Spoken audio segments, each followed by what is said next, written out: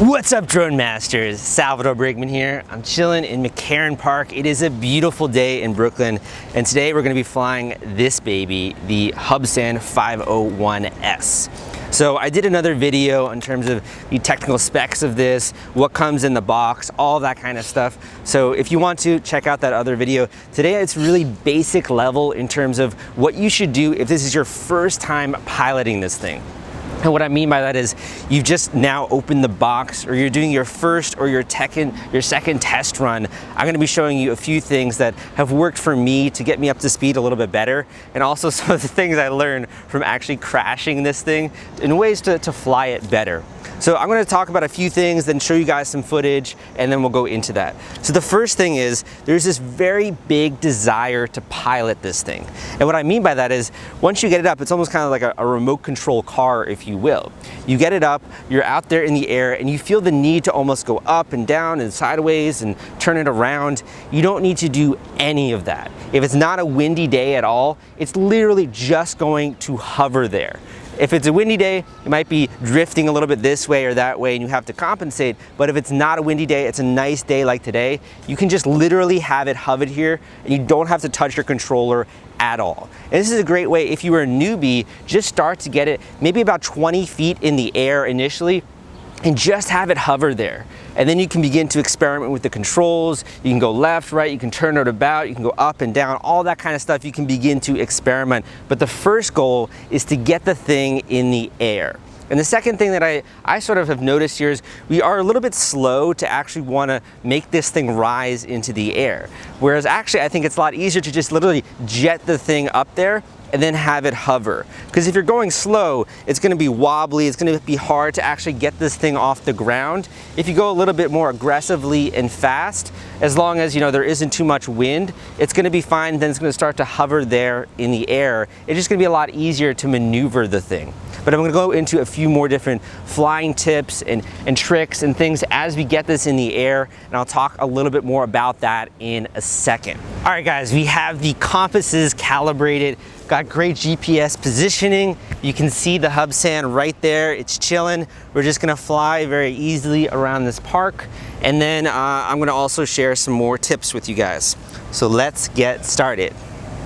So the first thing you're going to do is you're going to start the engines. So you're going to put these two down in their lower left and lower right positions, and that is going to start the actual quadcopter, as you can see. And I can feel some wind right now. It's probably going to be pushed this way a bit, but we're going to ascend to about 20 feet and just hold there so we can show you guys.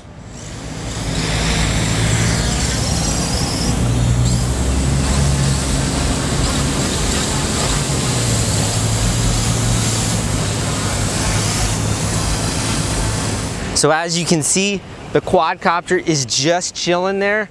At the moment, it says that it is 10 meters in the air. I'm not doing anything to it to keep it there. It is literally just chilling.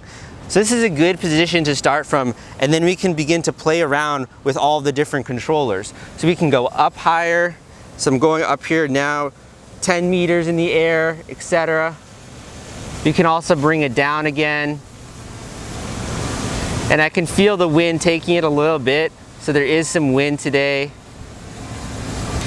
Now we can play around with moving the actual positioning of the front nose. And one of the things we'll discover is as we move the positioning of the front nose, it's actually going to cause the screen to go out a little bit. And that's because the antenna is actually in the front of the screen. So we'll go left. It's struggling to hover there a little bit. So we just did a full circle there.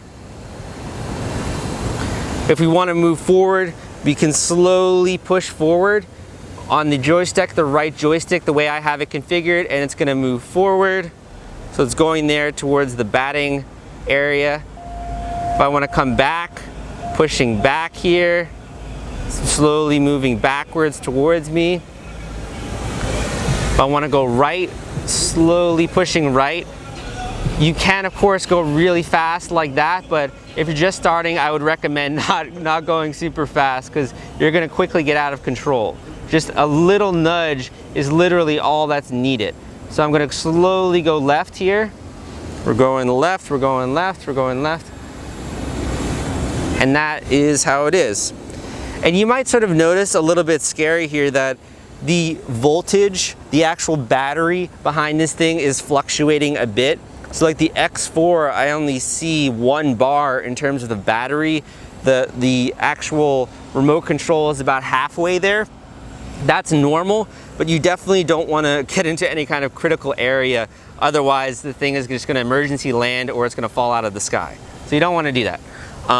The other thing I want to say here is, as we're piloting this thing, it's really, really important that you keep your eye on the monitor. And the reason is that if you're looking at the actual drone, your eye is going to be messed up. Honestly, our eye is not that great at perceiving distance and depth and all of these things, particularly if it's against a sky. So, or if it's a little bit farther away, you're not going to judge depth very well. So what you want to do is you want to always keep your eye on the little screen. That's going to be the best indicator for actually where the drone is, where the quadcopter is. Look at how the distance is, look at how it's changing, etc. I'm getting a little bit of wind here, as you might be able to see, so I'm compensating a little bit for that. This is just kind of how the hobby works. I would really recommend just nudging the thing towards the direction you want initially. Otherwise, you're quickly going to spiral out of control, and then you're going to just be like, oh my gosh, I don't know what to do. So that's something that is important to keep in mind. You don't need really big jumps here.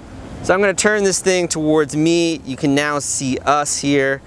Going to move slowly towards us and also descend a little, so you can see me piloting here. I'm looking at the monitor because that's for me the easiest way to pilot it. And also the monitor is a little bit scratchy, honestly, just because the antenna is pointed away. So you can see us. There's a guy behind me. There's some people. You can always look at the people. That's always find that fun. So last thing I'm going to do here is we're going to successfully land the drone. This is about a 5-minute flight. I've been recording this. I can go way more into some of the other piloting tricks, etc. But we're getting here at critical battery level, so I want to make sure we land this thing successfully. So it's actually easier to land, honestly, if it's facing away from you. But for this demonstration, I'm going to be facing towards me. I'm going to descend slowly. Slowly just push forward a little bit. We're going landing, we're landing, we're landing, we're landing, we're landing. And we're down. And that's how it's done. It's not that hard. As you'll see here on the remote, once I landed the thing, this battery, it has to refocus. It's kind of hard to see here. There you go. This battery now is at 2 bars. So initially it was at 1. So the thing will actually fluctuate as you're flying it. So that's important to keep in mind. If you are at 1 bar, doesn't always necessarily mean that that's exactly where it is. Like now this is at 7.5 volts. Before, we can't see this really easily. Before, you'll just have to take my word for it. It's at 7.5 volts. Before it was at 7.0, which is like a critical level where you want to land it. So once I did land it, it actually jumped up. And that's just kind of how it works. You know, it's not a perfect machine. The battery level on both the remote and the quadcopter is going to vary. It's something to keep in mind. So if you are at 0, obviously you should return it to home, but don't freak out necessarily if it's your first time. Also, if you're flying in colder weather, that is going to affect the battery level. So you've gotten a little bit of an overview here in terms of how it works, all that kind of stuff.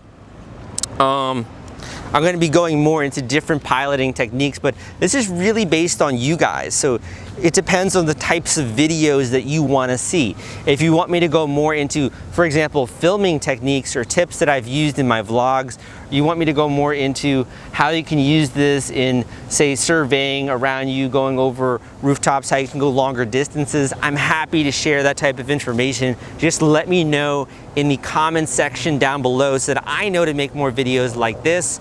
Also, if you want more videos like this, give me a thumbs up, because that's the greatest indicator to me that people like this type of material. And also hit that subscribe button so you'll get an email notification every single time I come out with a new video. But again, my name is Sal Brigman. Thank you for joining me on this journey as you're becoming a drone master.